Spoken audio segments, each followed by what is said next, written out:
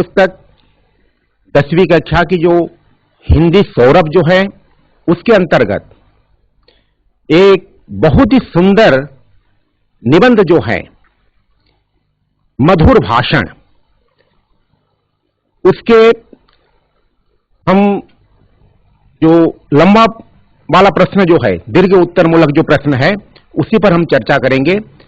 साथ ही जो दूसरा त्रैमासिक जो बहुविकल्पीय जो प्रश्न है उसी पर भी हम चर्चा करेंगे।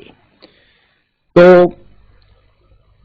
मैं मदन मोहन दास, हिंदी अध्यापक, शासकीय उच्च विद्यालय देवली में कार्यरत, और मेरे साथ मेरे सहयोगी, मेरे छोटे भाई, वे अपना परिचय प्रदान करेंगे।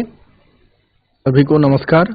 मैं श्री ध्रुति सुंदर साहू, सरकारी उच्च विद्यालय कुतरा से। तो आज हम पहले शुरू करते हैं मधुर भाषण का ये पाठ जो है, बाबू गुलाब राय के द्वारा लिखा गया पाठ मधुर भाषण। जैसे कि हम जानते हैं, गुलाब राय एक बहुत ही प्रतिभा संपन्न साहित्यिक थे। सेंट कॉलेज आगरा में वे अध्यापक के रूप में कार्य कर रहे थे। साहित्य के प्रति उनकी बड़ी रुचि थी और बहुत सारी पुस्तकें उन्होंने रचना की है, जिनमें पाश्चात्य शास्त्र आदि बहुत सारी पुस्तकें हैं। तो साहित्य में तथा समाज में मधुर वाणी का जो महत्व है उसी पर उन्होंने चर्चा की है। आइए उस मधुर भाषण जो निबंध है उसके पहले कि हम कुछ सार कथाएं उसको हम सुन लें, आइए स्मार्ट बोर्ड पर हम चलते हैं। ये रहा मधुर भाषण का जो सारांश जो है, हम पढ़ चुके हैं, इसके बारे में बहुत सारी बातें हो चुकी हैं कि मीठी वाणी यानी मीठे वचनों का महत्व क्या होता है जीवन में, और समाज में दूसरों के साथ हम किस प्रकार वार्तालाप करते हैं, उसका प्रभाव क्या रहता है।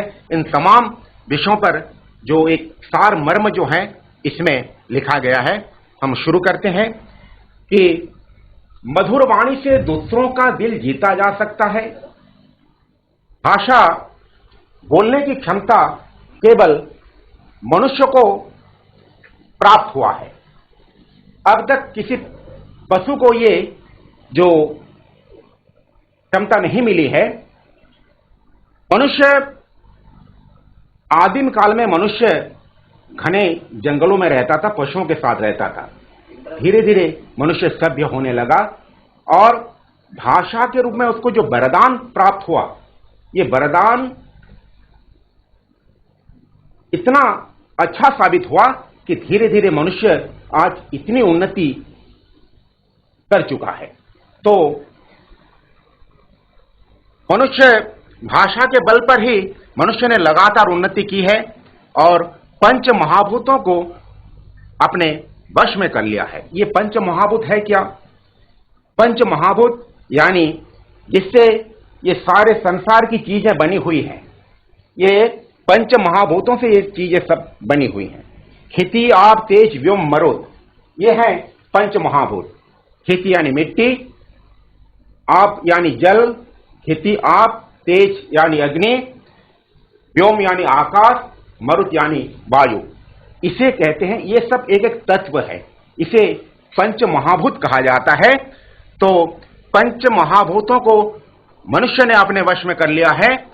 भाषा द्वारा मनुष्य सुसंगठित समाज बनाता है। जैसे कि हम जानते हैं कि मनुष्य एक सामाजिक प्राणी है और वह समाज में रहता है, इसलिए भाषा अगर हमें अगर भाषा नहीं होती तो भाषा के बिना हम सुसंगठित अपने आप को नहीं कर पाते। तो भाषा के जरिए ही हम समाज को सुसंगठित हम कर सकते हैं। अपने ज्ञान और अनुभव को सुरक्षित रखता है। जो हम ज्ञान प्राप्त करते हैं अगली पीढ़ी के लिए, हमारे जो अगले जो वंशज जो होंगे उनके लिए हम सुरक्षित करके ये भाषा के द्वारा ही ये काम हम कर सकते हैं। अगर पशुओं में कुछ प्रतीकात्मक उनकी भी एक भाषा होती है, लेकिन वे इस भाषा को सुरक्षित तरीके से रख नहीं पाते। तो मनुष्यों को केवल ये वरदान प्राप्त हुआ है, भाषा का वरदान, जिसके कारण हम अपने ज्ञान और अनुभव को हम सही तरीके से सुरक्षित रख सकते हैं। ज्ञान और अनुभव की इससे रक्षा होती है। तो मनुष्य मन को द्रवित करने वाले आनंद को माधुर्य कहते हैं। जो चीज मनोनुकूल होती है, यानी जिससे हमारा चित्त द्रवित होता है, उसे माधुर्य कहते हैं। तो भाषा का भी एक गुण होता है माधुर्य, यानी मधुरता। मधुरता भाववाचक संज्ञा है। तो भाषा का एक गुण है माधुर्य, जो कि हमें आनंद प्राप्त कराता है। वचनों की मधुरता से बंद हृदय के दरवाजे आसानी से खुल जाते हैं।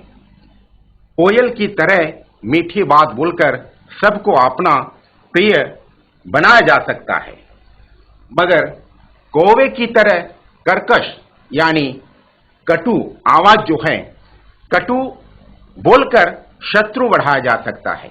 हम देखते हैं कि इतने सारे पक्षी हैं, सबकी अलग अलग आवाज होती हैं। जब घने जंगल में निस्तब्धता में कोयल की कूक की आवाज हम सुनते हैं, तो कुछ देर के लिए हम यहाँ ठहर जाते हैं, क्योंकि उसकी आवाज में इतनी मधुरता होती है कि उसको हम बिल्कुल सुने बिना रह नहीं पाते। दूसरी तरफ जब कौवा आता है घर में, काव काव की आवाज करता है, तो उसे भगाने के लिए हम उठ पड़ते हैं। तो इसलिए दोनों में यही अंतर होता है, मीठी बोली और कटु बोली। तो कोयल की बोली जो होती है बहुत ही सुरीली और मीठी होती है, तो अपना प्रिय बनाया जा सकता है, मगर कौवे की तरह कर्कश बोलकर शत्रु बढ़ाया जा सकता है। मीठे वचनों से हम सारे संसार को अपना बना सकते हैं। हम लोग देखते हैं कि जो आजकल के जमाने में जो अच्छा बोलता है, मीठी वाणी जो बोलता है और तरह तरह की बातें जो करता है, उसका जो प्रभाव होता है पूरे संसार में उसका प्रभाव होता है। तो बातचीत में भाव को मिठास और प्रभाव के साथ प्रकट करना ही साहित्य है। भाषा के बल पर नाराज मित्र को मनाने वाला निपुण साहित्यकार होता है। बातचीत में शिष्टाचार से मनुष्य को समाज में आदर, सम्मान तथा सफलता प्राप्त होती है। यद्यपि पोशाक और तौर तरीकों, चाल ढाल का प्रभाव होता है, परंतु मधुर भाषण के बिना यह प्रभाव स्थायी नहीं हो सकता। हम कभी कभी देखते हैं कि अच्छे पहनावे से, अच्छे चाल ढाल से, वेशभूषा से आदमी का थोड़ा बहुत प्रभाव रहता है, लेकिन वचनों का प्रभाव जब तक पुष्ट नहीं होता तब तक ये स्थायी भाव नहीं होता। मीठे वचनों से भय और आतंक खत्म हो जाता है। हम देखते हैं कि कुछ लोग जो होते हैं, चरित्र उनका बहुत ही साफ सुथरा होता है, लेकिन उनकी आवाज इतनी कर्कश होती है कि बच्चे उनके पास जाने से कतराते हैं। तो यही मीठी वाणी का प्रभाव होता है, मीठे वचनों का यही प्रभाव होता है। कर्कश वचन से जो अर्जित सारा मान सम्मान इससे नष्ट हो जाता है। मीठी बात बोलने वाले के हृदय की निर्मलता और कर्म में सच्चाई जरूरी है, वरना वह बाहरी औपचारिकता नजर आता है। मधुर भाषण से मनुष्य की शिक्षा, दीक्षा, कुल, परंपरा और मर्यादा का पता चलता है। देखो, हम किस कुल में, किस खानदान में हम पैदा हुए हैं, हमारी शिक्षा क्या है, हमारी दीक्षा क्या है, इन तमाम जानकारी किससे मिलती है? अपनी बातों से, अपने वचनों से। तो मधुर भाषण द्वारा ये स्पष्ट हो जाता है कि आदमी किस खानदान से है, उसकी परंपरा क्या है, संस्कृति क्या है, इन तमाम चीजों की जानकारी उसके मधुर भाषण से ही प्राप्त हो जाती है। तो किसी काम को करवाने के लिए कृपया और कार्य होने के बाद धन्यवाद कहने को ही शिष्टाचार कहते हैं। जब कोई काम हम किसी से लेते हैं तो ये बात बनती है कि काम किसी से कुछ चीज हम मांगते हैं तो इतने कर्कश आवाज से या फिर उठे हुए ऐसे हमें नहीं मांगना चाहिए। प्लीज जैसे अंग्रेजी में एक शब्द का व्यवहार करते हैं तो हिंदी में उसके लिए कृपया शब्द का हम प्रयोग करके किसी से कोई चीज हम मांग सकते हैं। तो जब अपना काम पूरा हो जाता है, काम पूरे होने के बाद धन्यवाद कहे बिना वह संपूर्ण नहीं होता, तो हम चीज उसे वापस लौटा देते हैं और धन्यवाद कहकर उसका जो शुक्रिया अदा हम करते हैं। तो कार्य होने के बाद धन्यवाद कहने को ही शिष्टाचार, इसे शिष्टाचार कहते हैं। फिर भी अपने से छोटे लोगों के स्वाभिमान को आघात देने की बात नहीं कहनी चाहिए। जो अपने से छोटे हैं, जिसे हम समाज में कुछ लोग नीच मानते हैं, छोटे मानते हैं, किसी के स्वाभिमान का हनन करना ये अच्छी बात नहीं होती है। किसी को 2 रोटी देते हैं और 2 थप्पड़ लगाते हैं, ये सही बात नहीं होती है। तो अपने से छोटे लोगों के स्वाभिमान को आघात देने की बात नहीं कहनी चाहिए। जहां कार्य में उदारता है वहां मीठे वचन कहने में कुंठा नहीं रखनी चाहिए। कार्य तो करते हैं, सही कार्य करते हैं, और उसमें मीठी बात बोलने में क्यों परहेज करें, क्यों कुंठा रखें। तो किसी को अगर इनकार करना है तो उसे भी शिष्टता के साथ इनकार किया जा सकता है। मान लो कि कोई आदमी हमसे लेने आता है और हम उसे देना नहीं चाहते, हमारे मन में यह विचार है कि हम उसे देना नहीं चाहते, तो इस प्रकार हम उससे बात करेंगे कि उसे ऐसा लगे कि नहीं, इनके पास ये चीज नहीं है, अगर वो चीज होती तो अवश्य मुझे दे देता। शिष्टता पूर्वक हम उसे इनकार भी कर सकते हैं। और वैसे मतलब कर्कश यानी किसी कड़वी बातें कहकर उसे भगा देना नहीं चाहिए। तो उसे भी शिष्टता के साथ इनकार किया जा सकता है। व्यावसायिक बातचीत, कानूनी बातचीत और निजी बातचीत की भाषा और शैली अलग अलग होनी चाहिए। अलग अलग क्षेत्र हैं, हम व्यापार के क्षेत्र में जाते हैं, अपने लोगों के साथ, रिश्तेदारों के साथ बात करते हैं और किसी कानूनी बातचीत करते हैं। ये सब अलग अलग क्षेत्र में अलग अलग प्रकार की बातचीत होती है। हम अपने रिश्तेदारों के साथ जब बात करते हैं तो उसमें आत्मीयता का अभाव नहीं होना चाहिए। व्यापार में नपीतुली बातचीत होनी चाहिए। तो ये अलग अलग क्षेत्रों में अलग अलग प्रकार की बातचीत हो सकती है। तो निजी संबंध के वार्तालाप में आत्मीयता का रहना आवश्यक है। बात उतनी ही करें जितनी निभा जा सके। बड़ी बड़ी बातें करना और उसे काम में नहीं लाना, ये नहीं होना चाहिए। जो कुछ हम बोलते हैं, जो कुछ हम दूसरों से कहते हैं, उसी प्रकार हमें उसे निभाना चाहिए। अपना कर्तव्य भी पूरा करना चाहिए कि हम क्या बोल रहे हैं। बड़ी बड़ी बातें करना, डींग हाँकना और उसे बिल्कुल काम में अमल नहीं करना, ये सही बात नहीं होती है। तो हम जितनी बात कहते हैं, जितना हम कर सकते हैं काम में, उतनी ही बातें हमें कहनी चाहिए। तो ये है मीठे वचनों का महत्व। हम इसे 2-3 बार भी हम पढ़ चुके हैं और हम अपने विद्यालयों में, कक्षा में अपने शिक्षकों द्वारा ये तमाम बातें हो चुकी हैं। तो इस प्रकार मीठे वचन का समाज में ये प्रभाव रहता है।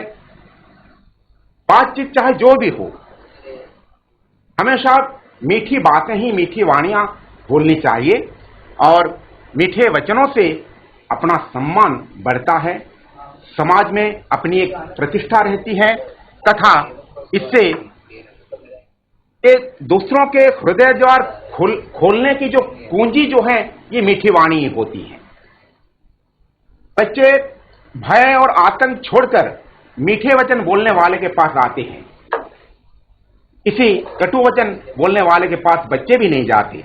तो ये काफी हद तक सच है कि मीठे वचनों का जो प्रभाव जो होता है समाज में, उसका बड़ा महत्व रहता है।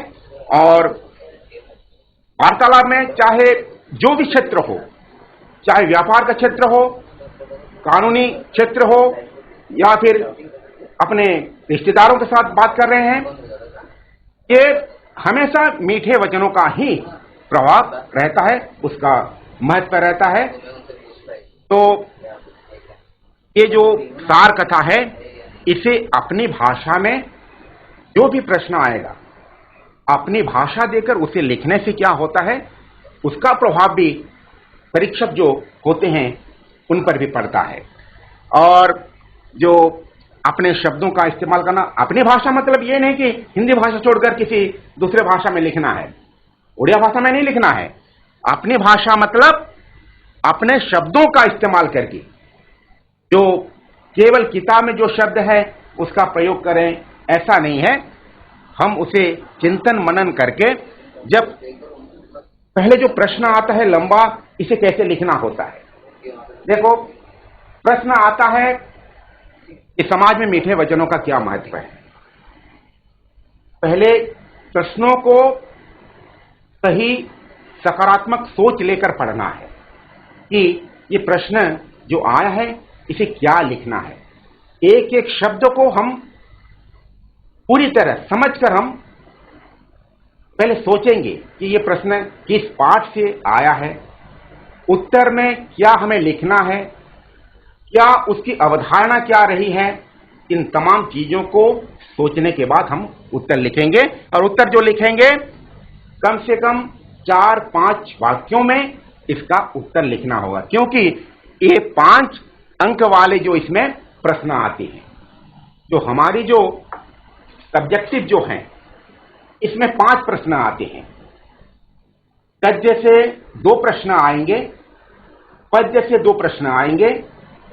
इसके जो अलग अलग 4-5 प्रश्न होते हैं, 4 में से 2 करना है, पद्य में 4 में से 2 करना है। ये 10-10 अंक इसमें चले गए, 20 अंक। उसके बाद एक अनुवाद आता है। अनुवाद के 5 प्रश्न होते हैं, 2-2 अंक वाले। 5 अनुवाद हमें करना होगा। और एक अपठित अनुच्छेद आता है। एक अनुच्छेद दिया जाता है और नीचे कुछ प्रश्न, 5 प्रश्न पूछे जाते हैं। अनुच्छेद को जो पहले हमने नहीं पढ़ा है, उसे पढ़कर 5 प्रश्नों के उत्तर हमें लिखने होते हैं। उसके बाद एक निर्देश अनुसार उत्तर लिखिए। इसमें 5 प्रश्न आते हैं। मान लो कि एक वाक्य दिया गया है कि लड़का जा रहा है, लड़का जा रहा है, और लड़का शब्द जो है रेखांकित है। प्रश्न पूछा गया है कि रेखांकित शब्द के वचन बदलकर वाक्य को फिर से लिखिए। तो हमें वहां लिखना होगा लड़का पुल्लिंग एक वचन रूप है उसका। हमें वचन बदलना है। लड़के, लड़का शब्द का बहुवचन रूप लड़के। जब हम लड़के शब्द का प्रयोग किया तो क्रिया उसके अनुसार यहां होगी। लड़का आ रहा है, लड़के बहुवचन है, लड़के आ रहे हैं।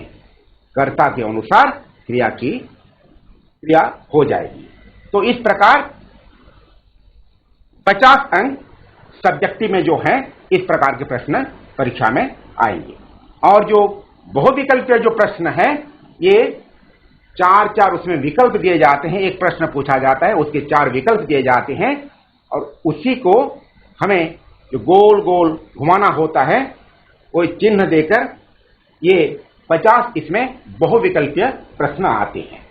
तो अब इसके बाद मैं अपने सहयोगी ऋति सुंदर साहू जी से अनुरोध करूंगा कि वे स्मार्ट बोर्ड पर आए और जो सब्जेक्टिव जो है, लंबा वाला प्रश्न जो है, उसी पर चर्चा करें।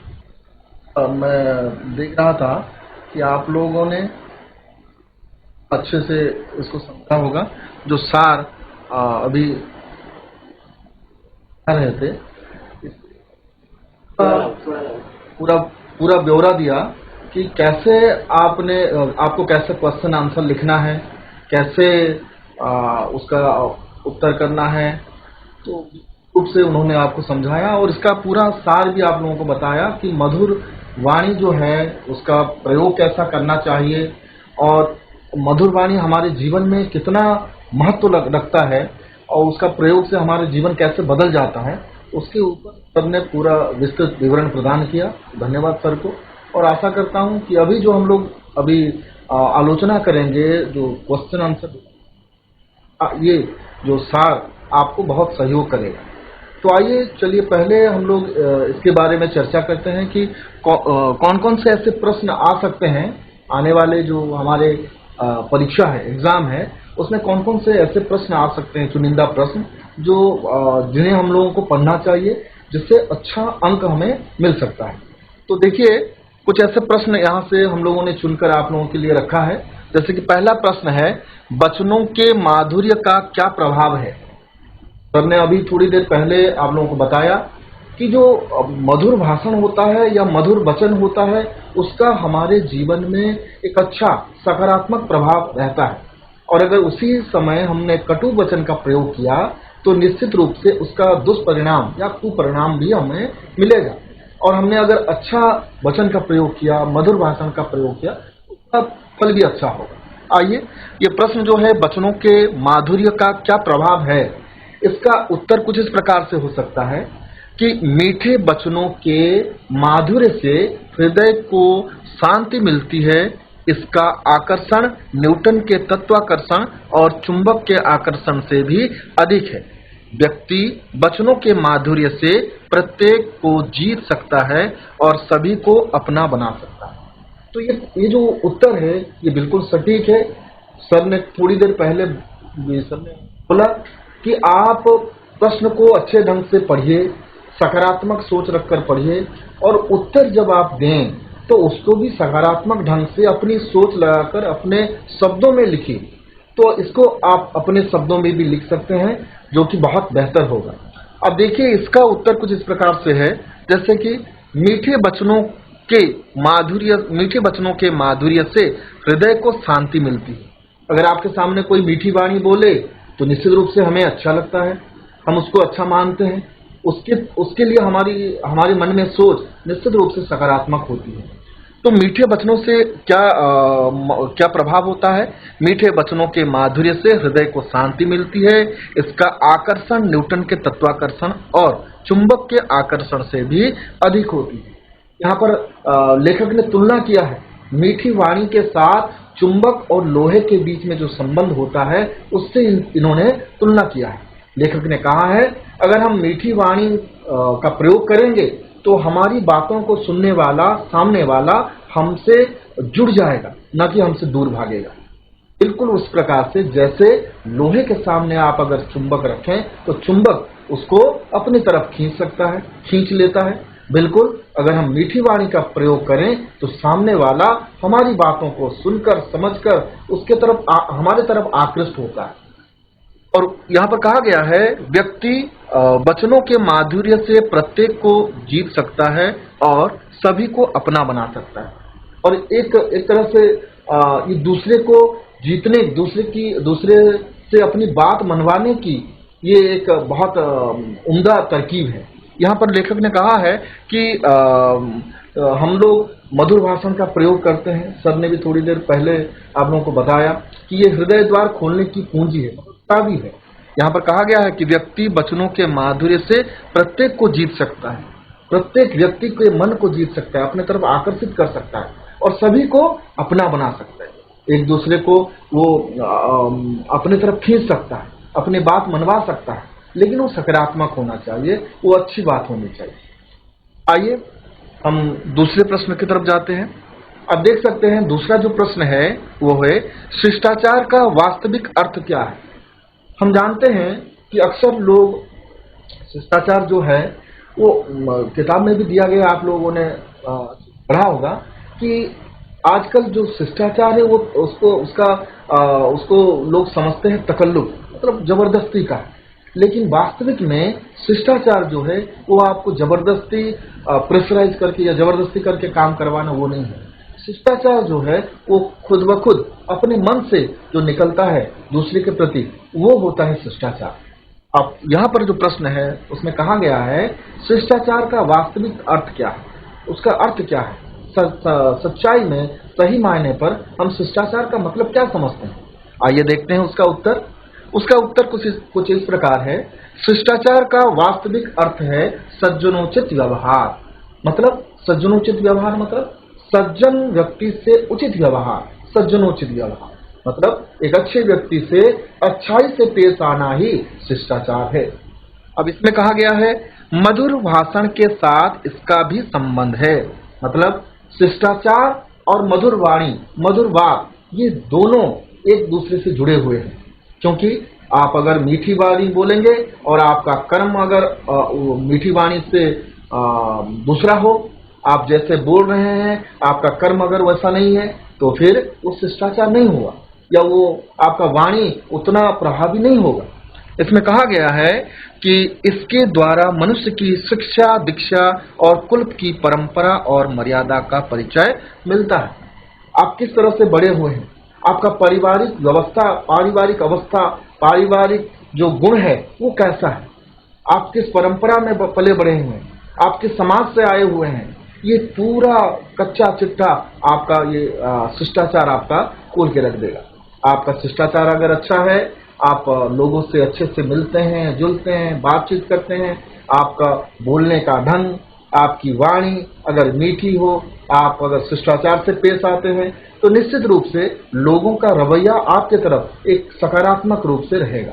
तो इसका उत्तर जो है निश्चित रूप से हम देख सकते हैं कि शिष्टाचार का जो वास्तविक अर्थ है वो उसका जो है वो है सज्जनोचित व्यवहार। मतलब सज्जनों से उचित व्यवहार। आइए अब हम तीसरा प्रश्न देखते हैं। यह प्रश्न जो है, बाणभट्ट ने अपने छोटे लड़के को पुस्तक पूरी करने के लिए क्यों कहा। अब ये जो मधुर भाषण पाठ है इसमें छोटे मोटे हैं, आप उन कहानियों को भी ठीक से पढ़िएगा, क्योंकि उसमें आपको उत्तर वाले प्रश्न मिलेंगे। उसमें से आपको ये बड़े बड़े प्रश्नों के जैसे कि 5 अंक वाले प्रश्नों के उत्तर भी मिलेंगे। तो ऐसा नहीं कि उसमें जो छोटे कहानियां हैं उनको हम दरकिनार करें, उनमें भी आपको प्रश्न आएंगे।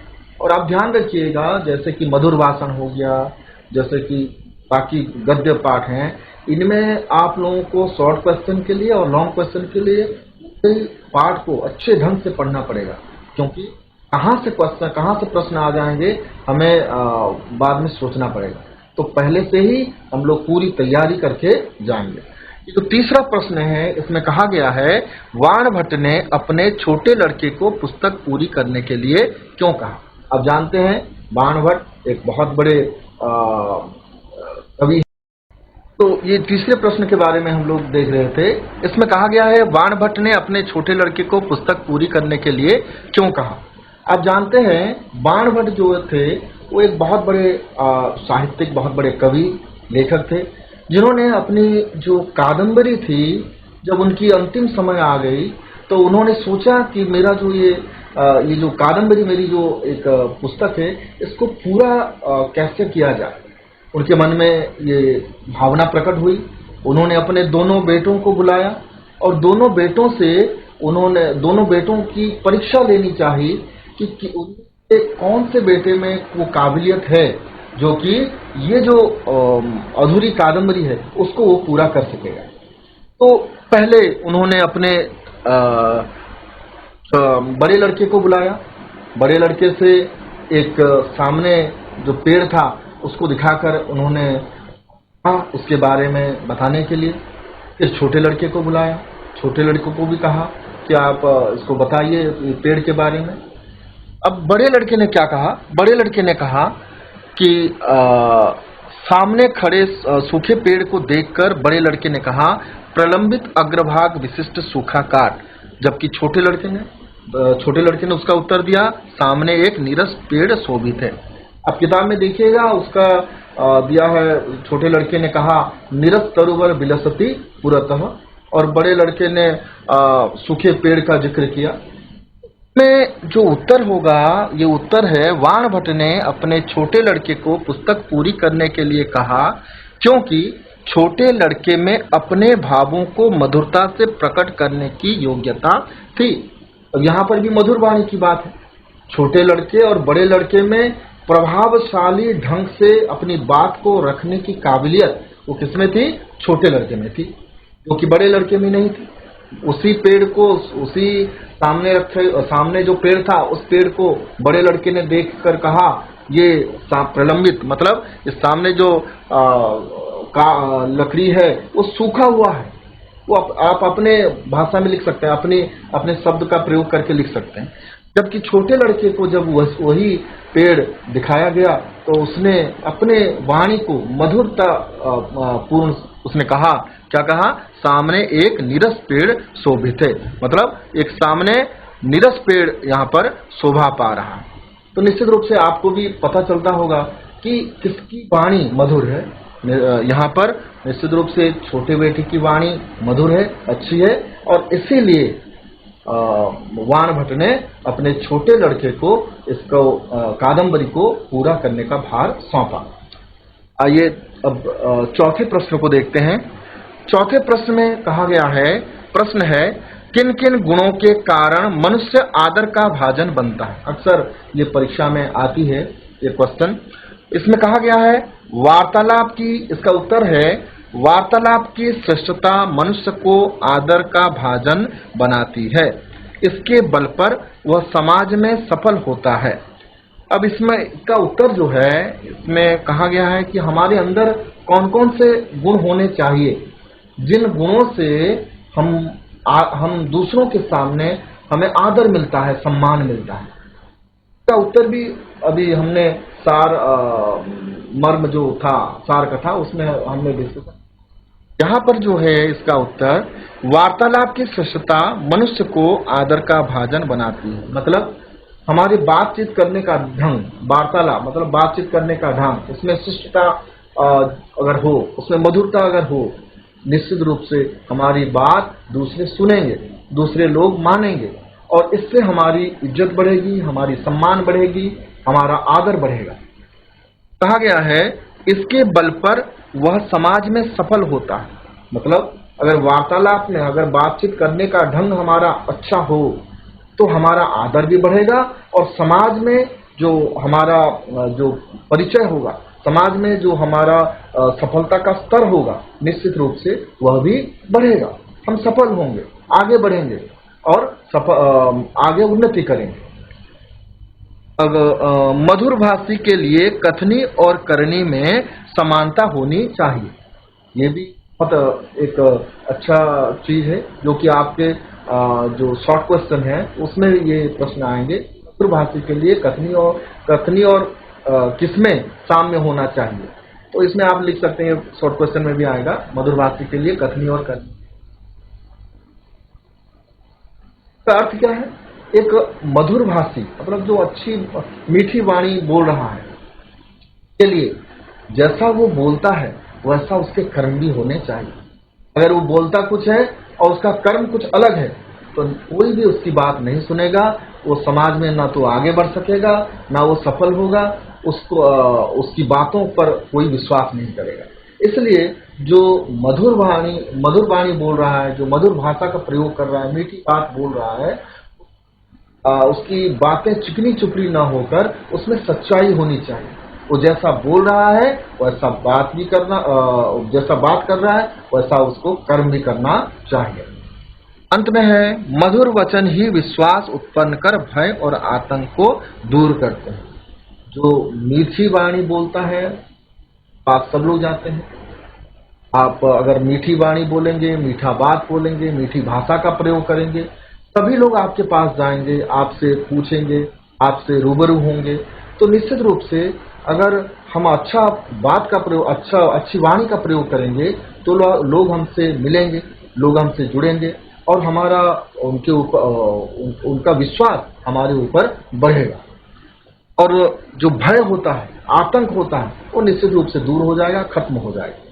तो आशा करते हैं कि हम सभी मीठी वाणी का प्रयोग करें। अब अंत वाला जो प्रश्न है उसको देखते हैं। हमारे पास और 2 क्वेश्चन है। तो 5 नंबर देखिए, मधुरभाषी के लिए क्या करना आवश्यक है। ये जो प्रश्न है ये बार बार परीक्षाओं में आते हैं।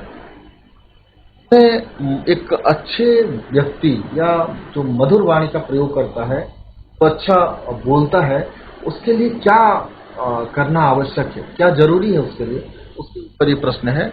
आइए उत्तर देखते हैं। इसमें कहा गया है मधुर भाषी के लिए करनी और कथनी का साम्य आवश्यक है। ये बहुत जरूरी है। पहले प्रश्न में भी उसी का जिक्र था। एक मधुर भाषी के लिए जो वाणी का प्रयोग करता है, ऐसा बोलता है, वो वैसा करना भी पड़ता है।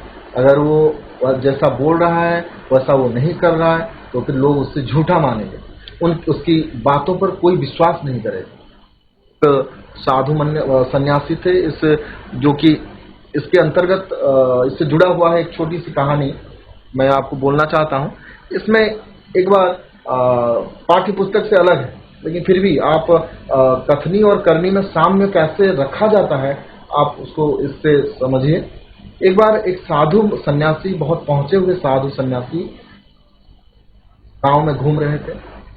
पर घूमते घूमते एक गांव में वो पहुंचे और उस गांव में सभी लोग उनसे रूबरू होने के लिए, उनसे मिलने के लिए जुड़े। सब लोग पहुंचे और ऐसा कहा जाता था कि वहाँ वो साधु सन्यासी जिसको जो बोलते थे वो हो जाता था। अब सब लोग वहाँ पहुंचे, सब लोग अपनी मनोकामना उनसे सब लोगों ने बताया और सबकी मनोकामना पूरी भी होती है, समझाते थे। एक दिन देखा गया कि एक माँ अपने छोटे से बच्चे को लेकर वहाँ पहुंच जाती है, 4 साल 5 साल के बच्चे को लेकर पहुंच। माँ साधु से साधु जी, मैं एक बहुत मुश्किल बात लेकर आपके पास आ गए, आप इसका समाधान कीजिए। साधु बोलते हैं कि बताइए क्या समाधान चाहिए, क्या है आपका जो। माँ बोलती है कि मेरा ये छोटा सा बच्चा ये महाशय गुड़ खाता है हमेशा, और जितना भी समझाया जाए वो गुड़ नहीं खाना नहीं छोड़ता है। कृपया आप इसको थोड़ा समझा दीजिए, ये गुड़ खाना छोड़ देगा। साधु महात्मा बोलते हैं कि अच्छा ये बात है, अच्छा ठीक है, आप ऐसा कीजिए, आप 2 दिन छोड़ कर आइए।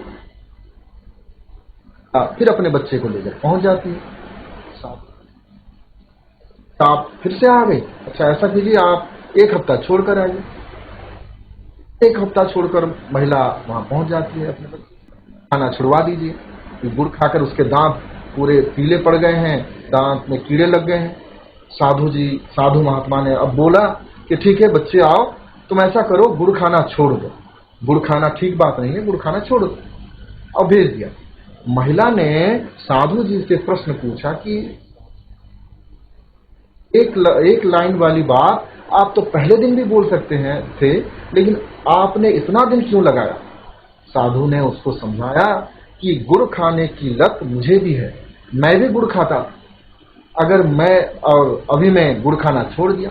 जब मैं गलत कर रहा था तो सामने वाले को कैसे समझा सकता हूं कि तुम भी गलत मत करो, जबकि मैं गलत कर रहा हूं। इसलिए पहले मैंने गुड़ खाना छोड़ा, फिर जाकर अभी मैं बच्चे को समझा। इस कहानी से संबंधित करने का मेरा जो उद्देश्य था कि बिल्कुल यहाँ पर भी वही चीज है। को कहा गया है कि कथनी और करनी में निश्चित रूप से अगर हम किसी को कुछ बोल रहे हैं तो हमारे काम में भी, हमारे कर्म में भी वो झलकना चाहिए। तो आशा करता हूं ये प्रश्न जो है ये इसका उत्तर आपको समझ में आया होगा। इसमें कहा गया है कि मधुर वचनों के साथ यह भी आवश्यक है कि उनके पीछे टकसाली भाव हो। मतलब इसमें कहा गया है, लेखक ने कहा है कि जो मधुर वचन हम कहें उसमें कोई ऐसा चिकनी चुपड़ी बातें ना हो, उसमें सच्चाई हो, उसमें झूठी भरोसा दिलाने वाली बात नहीं हो, उसमें सच्चाई हो। अगर सच्चाई नहीं हो तो फिर हमारी बातों को कोई नहीं सुनेगा। अगर सुनेगा तब भी वो अनसुना कर देगा, वो दरकिनार कर देगा। इसमें कहा गया है, हृदय की मलिनता और मधुर वचनों का योग नहीं हो सकता। अगर आपका हृदय साफ है और साफ हृदय से आप कुछ बोल रहे हैं तो आपकी बातों को दुनिया मानेगी, आपको दुनिया सुनेगी, आपकी बातों पर लोग अमल करेंगे। लेकिन अगर आपकी बातों में कटुता है, आपके हृदय में मलिनता है, आप बोल रहे हैं और सोच कुछ अलग रहे हैं, आपके बोलने के पीछे कुछ दूसरा भाव है, तो निश्चित रूप से उससे लोग दूर भागेंगे। आपकी बातों पर अगर सच्चाई नहीं है तो लोग उससे हट जाएंगे, पीछे हट जाएंगे। अंत में कहा गया है, वचनों के अनुकूल जब कर्म भी होते हैं तभी मनुष्य बंद बनता है। मतलब ये आपको शॉर्ट क्वेश्चन में भी मिलेंगे ये प्रश्न। वचनों के अनुकूल अगर हमारी वाणी, हमारा जो वचन है वो जैसा है उसके ठीक अनुरूप, उससे जुड़े हुए अगर हमारे कर्म हो, उसमें अगर संबंध हो, जैसा कर्म वैसा वचन, हम जैसा बोलते हैं वैसा अगर हम करते हैं तो निश्चित रूप से हमें वो हमारी वाणी श्रेष्ठ स्थान पर पहुंचाएगी, हम अच्छे स्थान पर पहुंच जाएंगे, क्योंकि हमने बोला, हमने वैसा किया। मन, वाणी और कर्म का सामंजस्य ही मनुष्य को श्रेष्ठता के पद पर पहुंचाता है। तो इसका उत्तर यह है, बहुत सुंदर सा उत्तर है, मधुर वाणी के लिए क्या करना आवश्यक है, क्या करना चाहिए। एक अच्छी वाणी बोलने वाले का क्या भाव रहना चाहिए, उसको क्या क्या जरूरी है उसके लिए। अब इसमें जो उसका बाद जो उत्तर है, प्रश्न है, वार्तालाप की 6ठा नंबर, वार्तालाप की श्रेष्ठता से क्या क्या लाभ मिलते हैं। ये भी बहुत बार आने वाला प्रश्न है, हो सकता है पहले परीक्षा में ये प्रश्न भी आ सकते हैं। इसमें कहा गया है, वार्तालाप की श्रेष्ठता से क्या क्या लाभ मिलते हैं। एक व्यक्ति अगर अच्छा बोलेगा तो क्यों बोलेगा, क्या फायदा है। आप देखते हैं समाज में बहुत से लोग हैं बोलते हैं और जो बुरी भाषा भी बोलते हैं, कड़वी वाणी भी बोलते हैं। कड़वी वाणी बोलने वाले को भी फायदा होता है और अच्छी वाणी बोलने वाला को भी फायदा होता है। असलियत में जो हमारे मन से जो अगर हम कहें तो असलियत में फायदा जो लाभ है वो किसको मिलता है, अच्छी वाणी बोलने वाले। वार्तालाप में अगर हम शिष्टता रखें, अच्छी भाषा का प्रयोग करें, शालीनतापूर्ण भाषा का प्रयोग करें, आज उसको मानेगी। अब इसमें देखते हैं वार्तालाप की शिष्टता। अगर वार्तालाप में बातचीत करने का ढंग में शिष्टाचार हो, शिष्टता हो, तो उससे हमें क्या फायदा मिलता है। अब देखिए, इसमें कहा गया है, वार्तालाप की शिष्टता से मनुष्य को समाज में आदर मिलता है और समाज में उसकी सफलता के लिए रास्ता साफ कर देती। उत्तर देखिए, हमें लगता होगा कि हाँ, जो मीठी वाणी नहीं बोलता है उसको लाभ हो रहा है, भाई पैसा का लाभ हो, लेकिन हम उसके पीछे लोग निश्चित रूप से उसके विरोध में लोग बोलते हैं। वाणी बोलता है जिसके कर्म अच्छे होते हैं, निश्चित रूप से उसके पीछे भी क्या बोलते हैं उसको मान। अब इसमें देखिए, वार्तालाप की श्रेष्ठता से मनुष्य को समाज में आदर मिलता है। क्या फायदा होता है, क्या लाभ होता है।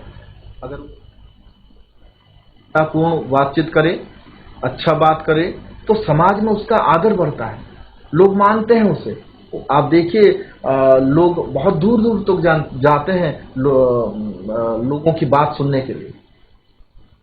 तो कहा गया है कि समाज में उसकी सफलता के लिए रास्ता साफ हो जाता है। वार्तालाप की शिष्टता में से मनुष्य को समाज में आदर मिलता है और समाज से उसकी सफलता के लिए रास्ता साफ कर देती है। मतलब वो जो आगे बढ़ने का रास्ता होता है, मतलब उन्नति करने का मार्ग होता है, वो प्रशस्त हो जाता है। इससे प्रशस्त होता है मीठी वाणी। अगर हम मीठी वाणी का प्रयोग करें, अच्छा बोले, तो निश्चित रूप से हम लोग जो आगे बढ़ेंगे, उन्नति के मार्ग पर चलेंगे, वो हमें लोगों की सहायता मिलेगी, मदद मिलेगी और हम आगे बढ़ते जाएंगे। कहा गया है कि समाज में उसकी सफलता के लिए रास्ता साफ कर देती है मनुष्य का समाज में जो प्रभाव पड़ता है वह वेशभूषा के द्वारा प्राप्त नहीं होता। सही बात है। अगर आपका वेशभूषा बहुत अच्छा हो, लेकिन आप अगर वाणी कहें, आपके मुंह से बात निकले तो अपशब्द निकले, तो वो निश्चित रूप से उसका विरोधाभासी है, विरोधाभास है। तो कहा गया है कि मनुष्य का समाज में जो प्रभाव पड़ता है वो वेशभूषा के द्वारा प्राप्त नहीं होता। तब एक इंसान का जो प्रभाव पड़ता है समाज में, वो निश्चित रूप से उसकी वेशभूषा तो नहीं। अक्सर हम देखते हैं कि हाँ, जो सूट बूट लगा कर आ गया, जो अच्छा कपड़ा पहन कर आ गया, निश्चित रूप से पहला जो इम्प्रेशन होता है, पहला जो हमारी सोच होती है, उसके लिए हम सोचते हैं कि हाँ वो अच्छा। बात अगर ठीक नहीं है, उसका जो सोच अगर ठीक नहीं है, उसमें अगर शालीनता नहीं है, शालीनता नहीं है, उसकी वाणी अगर मधुर नहीं है, तब वो चाहे कुछ भी पहन कर आ जाए, जितना सूट बूट लगा कर आ जाए, फिर भी लोग उसकी बात, वाणी में शालीनता नहीं है, उसकी सोच सटीक नहीं है, वो सही सोच लेकर नहीं आया है, अच्छा नहीं बोल रहा है, तो निश्चित रूप से उसको लोग नकार देंगे और उससे लोग। तो आशा करता हूं आप इन सभी जो 6 प्रश्न हमारे यहाँ हमने आज यहाँ डिस्कशन किया, इसको आप लोगों ने समझा होगा। चाहे वो पहला नंबर हो, दूसरा नंबर हो, आप अच्छे से आप उसको पढ़िए और आप देखिए। आप जैसे कि सार कथा में सर ने आप लोगों को बताया कि अपने शब्दों का प्रयोग कीजिए। आप पहले पढ़ लीजिए पाठ को, अपने आप अपने आप मनन कीजिए, चिंतन कीजिए कि क्या लिखने से सही होगा। तो आप इसको प्रैक्टिस कीजिए, अभ्यास कीजिए। निश्चित रूप से अभ्यास से इसका जो और निखार आएगा इसमें। आशा करता हूं आप लोग इस डिस्कशन से आप पर कुछ प्रभाव पड़ा होगा और आने वाले परीक्षा में आप इससे निश्चित रूप से लाभ मिलेगा। धन्यवाद। बहुत सुंदर तरीके से त्रिवेदी सर ने आपको समझाया और मैं भी आशा करता हूं कि इन सारे प्रश्नों का जवाब आप सही सही लिख पाओगे। अब हम कुछ जो दूसरा त्रैमासिक जो होता है उसमें जो बहुविकल्पीय जो प्रश्न है उसी पर हम चर्चा करेंगे। तो आइए इस पर हम चर्चा करते हैं। जैसे कि मैंने बताया कि दूसरे त्रैमासिक जो होता है 3 महीनों का जो पाठ्यक्रम होता है उसमें जो बोध कहानी है, एक तिनका कविता है और देश प्रेमी सन्यासी और विशेषण सर्वनाम अव्यय व्याकरणगत जो प्रश्न है इसमें समाहित है। तो कुछ 25 कुल 25 प्रश्न इसमें तैयार किए गए हैं जो बहुविकल्पीय हैं।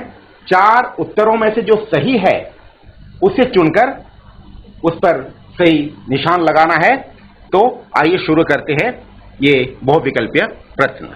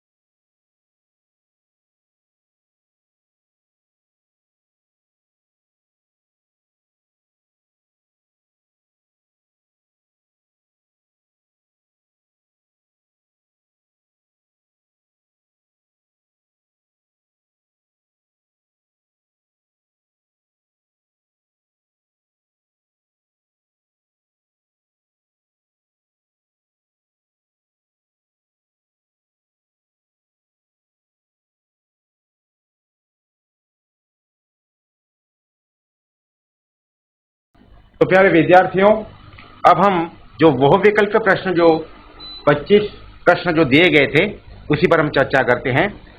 तो पहला प्रश्न इस प्रकार है, ये हमारी जो कविता है एक तिनका, इसे ये प्रश्न आया है, कवि कहाँ खड़ा था? 4 विकल्प दिए गए हैं, बताइए कवि कहाँ खड़ा था? ऑप्शन डी, मुंडेरे पर। हाँ, बहुत बहुत अच्छा, बहुत सुंदर। जी जी, डी जो है मुंडेरे पर कवि खड़ा था। बहुत सुंदर उत्तर, ठीक है, मुंडेरे पर। ठीक है, तिनका कहाँ गिरा? कहाँ गिरा? आंख में। Option B. ऑप्शन बी, आंख में। बिल्कुल सही उत्तर है, आंख में गिरा। ठीक है, ये भी उसी कविता से लिया गया ये प्रश्न, तिनका कहाँ गिरा। ठीक है, बहुत सुंदर। आंख कैसी हो गई? आंख कैसी हो गई? हरी, लाल, पीली, सफेद? लाल हो गई थी। आंख लाल हो गई थी। लाल हो गई थी। लाल हो गई थी। हाँ हाँ, बहुत सुंदर, शाबाश। हाँ हाँ, ठीक ठीक, आंख लाल हो गई थी। बहुत आसान प्रश्न है ना। ठीक है, कवि के मन में कैसा भाव भरा था? कवि जब मुंडरे पर खड़े थे उनके मन में कैसा भाव भरा था? घमंड। घमंड। घमंड। ऑप्शन डी, घमंड। कवि घमंडों में ऐठा हुआ मुंडरे पर खड़े थे ना। ठीक है, घमंड सही उत्तर है, बिल्कुल सही है। ठीक है, दबे पांव कौन भागा? दबे पांव कौन भागा? एट। ऑप्शन बी, एट। एट। ऑप्शन बी, एट। ठीक ठीक ठीक, बहुत सुंदर। दबे पांव। उत्तर पूरे वाक्य में उत्तर देने से क्या होगा, बोलो तो? पूरे वाक्य में अगर हम पूछेंगे उत्तर तो क्या होगा? दबे पावा एट भागा। हाँ, यही तो गड़बड़ है। भागा नहीं होगा, ऐट स्त्रीलिंग है। दबे पांव ऐट भागी। ठीक है, भागी। हाँ, ऐट स्त्रीलिंग शब्द है ना। ठीक है, इसलिए मैंने पूछा। हाँ?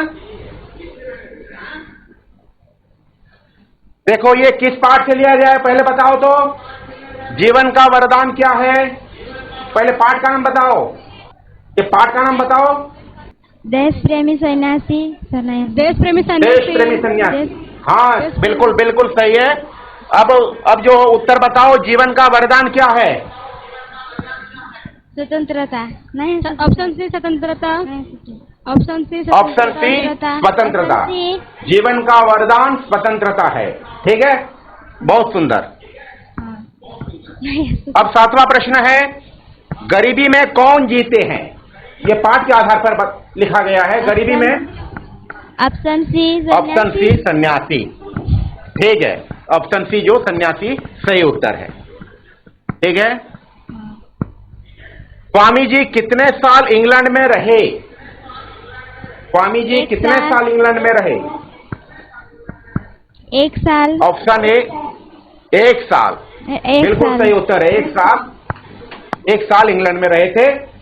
और इंग्लैंड वासियों को भी बता दिया था, अंग्रेजों को भी बता दिया था कि हम भारतीय भले ही गरीब हैं, लेकिन हमें जो स्वाभिमान है, हमें जो प्रतिभा है, हम प्रतिभा के धनी हैं। ये इंग्लैंड वासियों को भी उन्होंने समझा दिया था। ठीक है, लोग एक बार कब कोशिश करके पराजित हो गए थे? Option D. 1857। 1857। Option D. 1857। इसे जब हिंदी में बोलेंगे तो क्या बोलेंगे? 1857 ना बोलकर बताओ। 1897। 1800 कैसे होगा? 1857।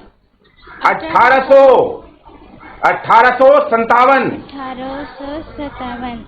हाँ, तो हिंदी बोलना भी चाहिए ना। हिंदी में उच्चारण भी थोड़ा करना चाहिए। 1857 में लोग एक बार कोशिश करके पराजित होंगे, जो सिपाही विद्रोह जो हुआ था उस समय की बात है ये। ठीक है, सही उत्तर है। देखो अब कुछ व्याकरण संबंधी कुछ प्रश्न है। यह किस प्रकार का सर्वनाम है? 4 ऑप्शन दिए गए हैं, 4 विकल्प दिए गए हैं। बताओ। निश्चयवाचक।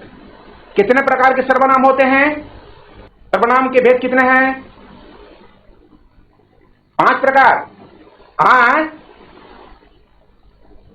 अच्छा, 6 नहीं 6 प्रकार के होते हैं। 6 प्रकार के सर्वनाम होते हैं। ठीक है,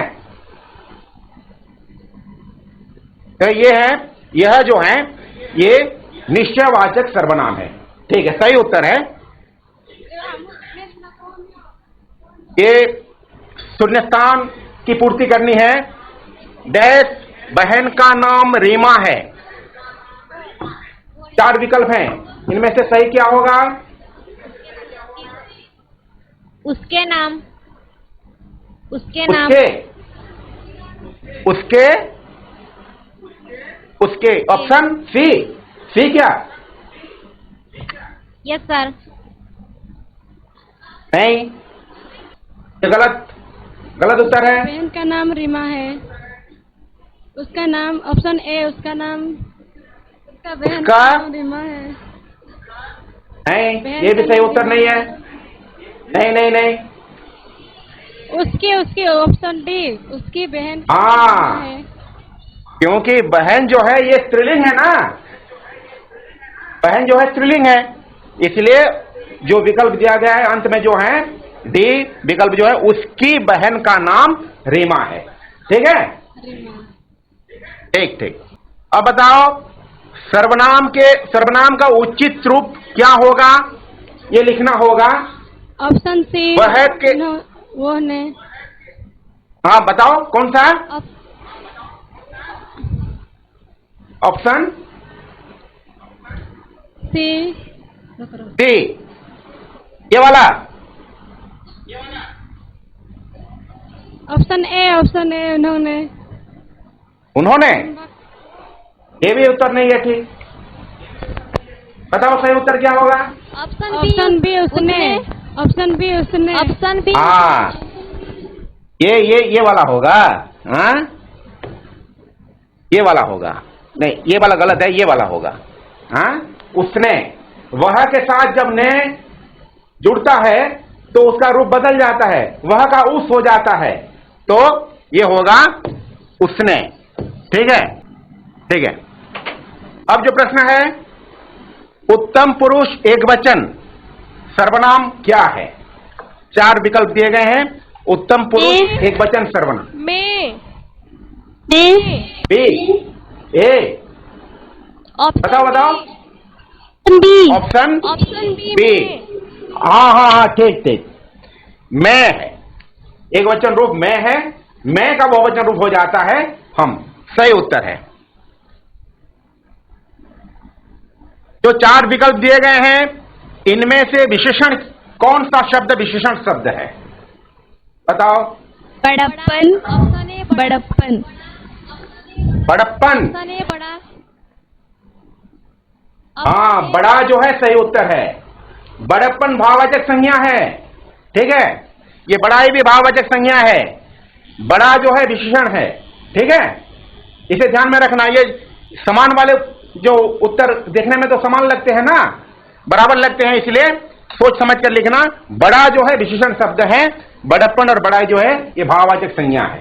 ठीक है, नीचे दिए गए जो 4 शब्द हैं, इनमें से गुणवाचक विशेषण कौन सा शब्द है? गुणवाचक विशेषण। मीठा। ऑप्शन सी, मीठा।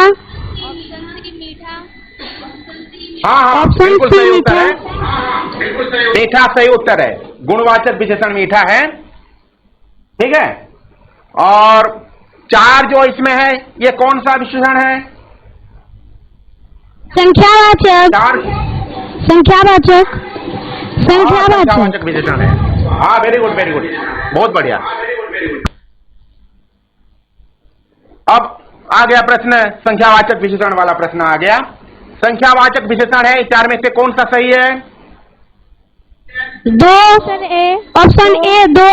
ऑप्शन ए दो। दो जो है संख्यावाचक विशेषण है।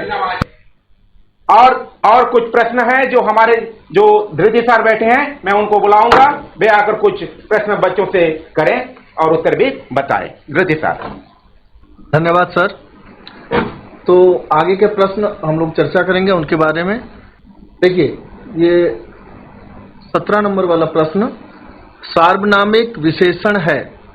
इसमें 4 ऑप्शन है। इनमें से सार्वनामिक जो विशेषण है वो आपके पास 4 ऑप्शन है। कौन सा? ऑप्शन सी मेरा। देखते हैं उत्तर क्या है। मेरा सही उत्तर। सार्वनामिक विशेषण जो है ये सर्वनाम से बनाया गया है, तो ये सार्वनामिक विशेषण हुआ। चलिए आगे देखते हैं। इनमें से अव्यय कौन सा है? आप लोगों का अव्यय पढ़ाया गया है, तो अव्यय इनमें से कौन सा है? देखिए, काला, चार, तेज या मकान, कौन सा है? देखिए, मकान। मकान। देखिए उत्तर है तेज। अब पता चला ना। अब देखिए, इसमें जो है 19 नंबर धीरे धीरे किस प्रकार का अव्यय है? ये जो धीरे धीरे है ये कौन सा अव्यय है? अव्यय का विभिन्न प्रकार के क्रिया अव्यय हैं। विशेषण। ऑप्शन बी क्रिया क्रिया विशेषण। बी क्रिया बहुत अच्छा। विशेषण। ऑप्शन बी क्रिया विशेषण। Option B. हाँ, वेरी गुड, ठीक है, अच्छा है। क्रिया विशेषण, जिन्होंने उत्तर क्रिया विशेषण दिया वो सही है। क्रिया विशेषण, ठीक है, धीरे धीरे या फिर जोर जोर से, ये सब क्रिया विशेषण क्रिया के अंतर्गत आते हैं। अब देखिए 20 नंबर जो है, छत के नीचे म्याऊं सो रही थी, इस वाक्य में अव्यय है। इसमें से कौन सा अव्यय है? देखिए, ए छत, बी म्याऊं, ऑप्शन सी के नीचे। के नीचे, डी रही थी। ऑप्शन सी के नीचे। ऑप्शन सी के नीचे। ऑप्शन सी के नीचे। ठीक है, और किसी का कोई उत्तर है अलग? आइए देखते हैं उत्तर क्या है। के नीचे, बिल्कुल सही उत्तर, ऑप्शन सी के नीचे। अब देखते हैं 21 नंबर क्वेश्चन। देखिए प्रश्न है, पंडित चंद्रधर ने कहाँ मुदर्सी की थी? ये कौन सा पाठ से लिया गया है? आप लोग को पता है क्या? कौन सा पाठ से है? Very good. Option B upper primary. Option B upper option B upper primary. अच्छा, बहुत अच्छा, बिल्कुल सही उत्तर, upper option primary. B upper primary. Very good, बहुत अच्छा। अब देखते हैं दूसरा नंबर, 22 नंबर प्रश्न है, बिल्हौर से कितने बजे गाड़ी छूटती थी? बिल्हौर से कितने बजे गाड़ी छूटती थी? रात के 1 बजे। Option A. रात के 1 बजे। Option option A. ए। चलिए, रात के 1 बजे, ऑप्शन ए। ऑप्शन ए सभी का ठीक है। देखिए उत्तर रात के 1 बजे। चलिए आगे चलते हैं। 23 नंबर प्रश्न है, डॉक्टर का नाम क्या था? क्या डॉक्टर का नाम क्या था? Chokhelal. Option D Chokhelal. Option D. चलिए, वेरी गुड, ठीक है, चोखेलाल। उत्तर है चोखेलाल। अगला प्रश्न, अयोध्या जी की यात्रा कब हुई थी? ऑप्शन ए सावन में। सावन में। अच्छा, सावन में। उत्तर देखते हैं। सावन में, सावन के महीने में छुट्टी लेकर ये लोग चले थे अयोध्या की यात्रा में। आइए अंत वाला प्रश्न देखते हैं। प्रश्न है, कृपाशंकर कहाँ नौकरी करते थे? तहसील ऑप्शन में डी म्युनिसिपैलिटी में। ऑप्शन डी म्युनिसिपैलिटी में। उत्तर देखते हैं। हाँ, बिल्कुल सही, आपका उत्तर म्युनिसिपैलिटी में बिल्कुल सही है। तो बच्चों, इसमें जो प्रश्न इसमें हमने देखा, आशा करते हैं कि आप लोगों को बिल्कुल इसी प्रकार से प्रश्न आप लोगों को परीक्षा में आएंगे, और इससे पता चल रहा है कि आप लोग परीक्षा के लिए तैयारी भी कर रहे हैं और आप लोग आगे इसी तरह से तैयारी कीजिए और निश्चित रूप से आप लोग सफल होंगे परीक्षा में।